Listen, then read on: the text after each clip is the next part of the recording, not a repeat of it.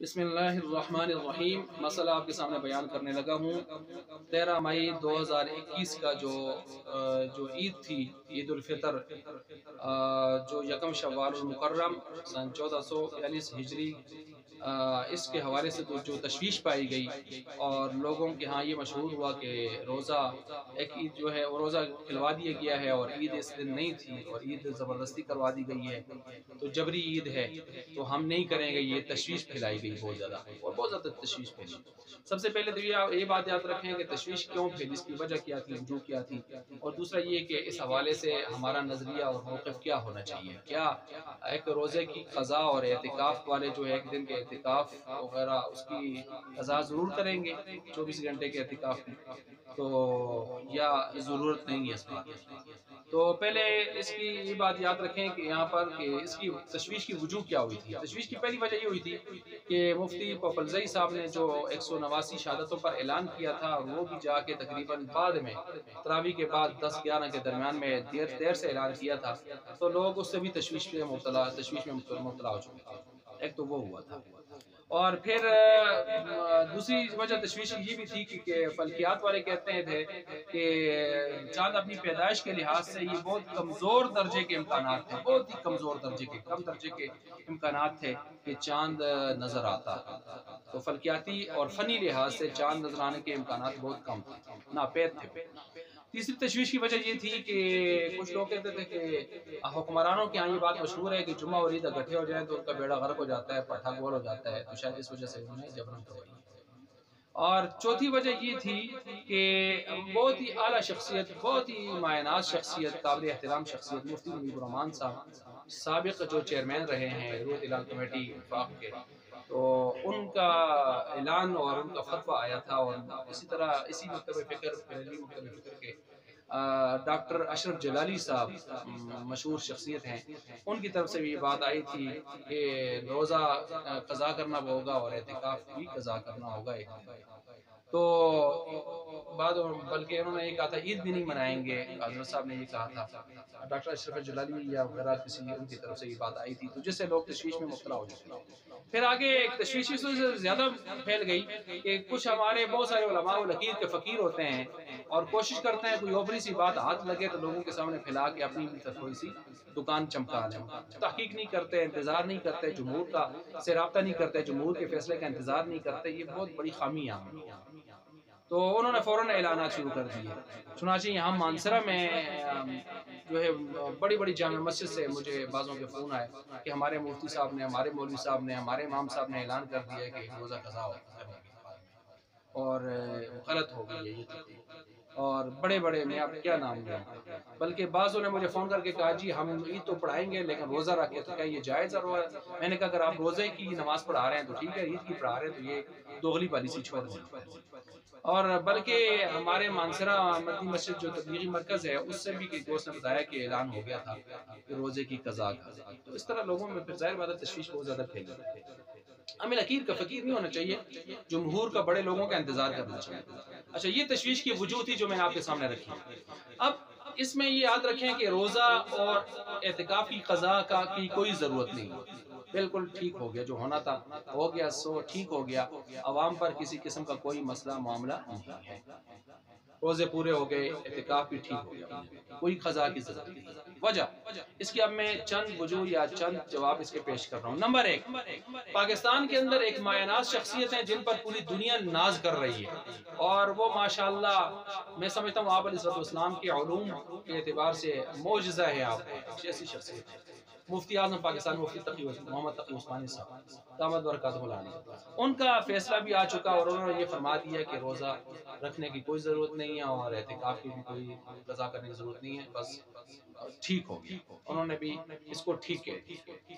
اچھا، اسی طرح پاکستان کے جو فلکیات کے حوالے سے اور عصری علوم کے حوالے سے جو سب سے اعلیٰ درجے کا چوٹی کا ادارہ ہے وہ جامعۃ الرشید ہے، اس کا شعبہ فلکیات، اس کی طرف سے بھی باقاعدہ فیصلہ آ چکا کہ کوئی قضا کی ضرورت نہیں ہے، نہ اعتکاف نہ روزہ۔ بلکہ انہوں نے شواہد پیش کی. انہوں نے کہا اگر آپ اس طرح قضا کی باتیں کریں گے تو پھر پچھلے سالوں میں اگر آپ دیکھیں تو گوادر کی مشکوک گواہیوں پر بھی جو ہے آپ نے روزے عید کروائے ہیں، اور تلہار بدین کی بھی مشکوک گواہیوں پر آپ نے اس طرح کی ترتیبیں کروائی ہیں. خود مفتی منیب الرحمان صاحب بہت قابل عزت ہیں، تو انہوں نے بھی کروائی ہیں، تو پھر وہاں پر بھی فتوی لگی. اسی طرح جو ہے آپ یہ بھی دیکھ لیں کہ شرعی اعتبار سے جب افق پر چاند موجود ہو نا، افق پر چاند موجود ہو تو امکانات ہوتے ہیں کہ چاند نظر آ جائے. اور جب چاند نظر آنے کے امکان چاہے 5-10% بھی ہو نا، جس طرح کے اس سال تھا 5-10-15% تک بھی امکانات ہوں، اور اوپر پھر جو ہے گواہیاں بھی مسلمانوں کی قائم ہو جائیں، اور مجاز اتھارٹی، روح دلال کمیٹی اور مجاز اتھارٹی ان گواہیوں کا اعتبار بھی کر لے شرائط کی روح سے، اور پھر اس کو حاکم اور ریاست کے تحت، ایک حاکم اور ریاست کے تحت باقاعدہ اتھارٹی سے اس کو فیصلہ بھی سنا دے، عید کا فیصلہ بھی سنا دے، تو ایسی صورت میں حکم حاکم اور قضیہ ریاست اور حکم حاکم یہ نافذ العمل ہوتا ہے، لازمی طور پر اس کو نافذ کیا جاتا ہے، چاہے وہ گواہیوں کی روح سے گواہی جتنی ہی کمزور ہوں، یا وہ شواہد جتنے بھی کمزور ہوں، یا فنی اعتبار سے جتنی بھی کمزوری پائی جائے، ان چیزوں کو نہیں دیکھا جائے. فنی اعتبار سے اگرچہ کمزوری ہونے کے شرعی شواہد جب پروسیس پورا ہو جائے اور حکم حاکم اس کو لاگو کر دیا جائے اور سنا دیا جائے تو نافذ العمل ہو جاتا ہے. اور پھر ویسے بھی یہ فردی مسئلہ نہیں ہے، یہ ریاستی اور عالمی مسئلہ ہے اصل میں، تو اس میں ہمیں ریاست اور اس کو دیکھ کر چلنا ہوتا ہے. لہٰذا یہاں پر اگر خدا نخواستہ کوئی غلطی کوئی بھی جان بوجھ کے کی گئی ہے تو اس کا ان پر وبال ہوگا، ہمارے اوپر نہیں ہے. ہم نے اپنے طور پر اس چیز کو دیکھ لیا کہ حکم حاکم یہ نافذ ہوتا ہے اور ریاست نے باقاعدہ. پھر ہمارے روزے بھی 29 ہو گئے ہیں، تو یہ بھی نہیں 28 ہوئے ہیں کہ ایک روزہ 28 کا مہینہ قمری ہوتا نہیں ہے، 29 ہو گئے تھے.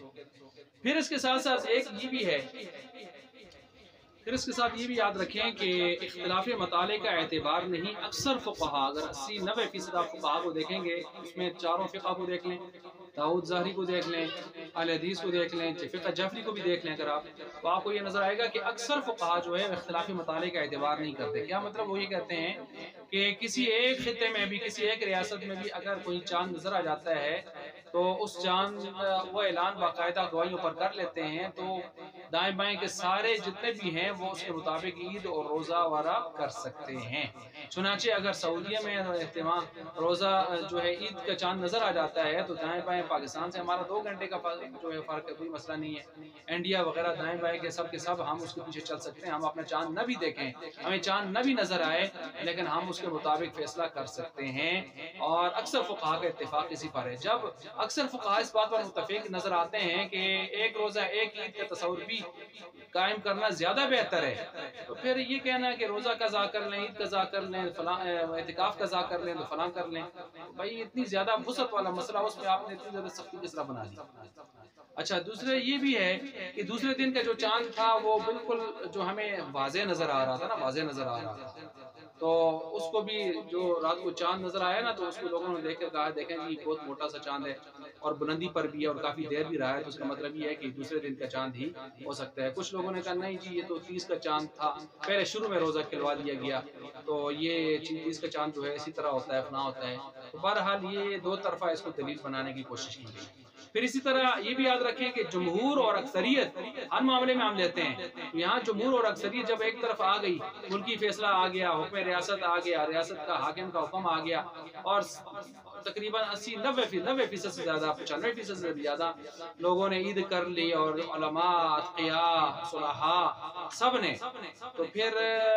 2% بھی وہ لوگ نہیں ہیں جنہوں نے تشویش پلانے کی کوشش کی. اہل علم کی میں بات کر رہا ہوں، تو ان کی بات کو ہم 2% کو لیں یا 98% کو لیں. 98 بھی میں ذرا 2 بھی ان کو میں ذرا زیادہ کہہ رہا ہوں شاید. اسی طرح جو ہے تشویش اور بدنامی سے بچنا، انتشار سے بچنا بھی اسلام میں ایک بہت اہمیت والی بات ہے. مثلا دیکھیں صحیح رساؤ کتنے اہمیت کی چیز ہے، واجب ہوتا ہے جب کوئی غلطی اس طرح کی ہو جائے، لیکن جب پیچھے لوگ زیادہ ہوں نا، ہجوم ہو، تو وہاں پر صحیح رساؤ بھی ہو جاتا ہے، ساقط ہو جاتا ہے تاکہ لوگوں میں تشویش نہ پھیلے. تو تو پھر جب وہ واجب جو ہے ساقط کر لیے جاتے ہیں، انتشار اور تشویش نہ پھیلے، تو یہاں تشویش پھیلانا بغیر کسی شرعی اور معقولی وجہ کے کوئی اچھی بات نہیں ہے۔ تو اس وجہ سے بہرحال بالکل روزے کی اور اعتکاف کی قضا کا کوئی مسئلہ نہیں ہے، بالکل جو ہونا تھا جو ہو گیا سو ہو گیا اور ٹھیک ہو گیا۔ عوام کو اس میں تشویش میں مبتلا نہیں ہونا چاہیے کسی کو بھی، اور اطمینان رکھنا چاہیے۔ اللہ تبارک و تعالیٰ سمجھنے کا